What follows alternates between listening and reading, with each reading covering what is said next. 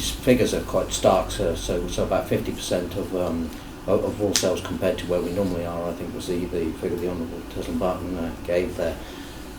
We have stepped in before as a government in exceptional circumstances. I don't think that should become the norm. I think we have to try and understand how better to help.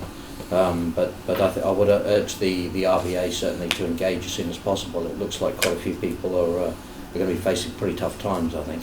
As has been said, we have in the past been willing to step up and offer support where it's needed, but I think we do need to understand that picture fully. So my colleague, the Honourable Barkman, mentioned perhaps the need for short-term support measures. Certainly would be very willing to consider, but I think first what we need is to really understand the extent of the problem, and so absolutely encourage farmers to be forthcoming with that information to the RBA and also to the Agricultural Department.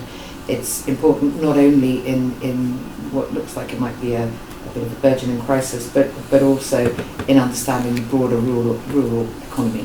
And it's not always the most popular thing to have to share private information, business information, but that is the only way that we can be really equipped to help as much as we might be needed to. Well, market certainty is something that's very difficult to predict. It is probably a great assurance to all wool producers that they can predict, that they can rely upon this assembly to step in. We've done it before when it needed to happen, and while that was a bit of a dry run, I mean it is certainly something that we don't want to see become the new norm either.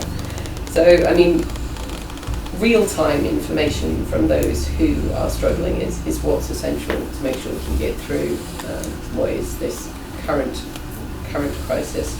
But there is a need for forward-looking economic thinking that thinks about all of those steps in the chain.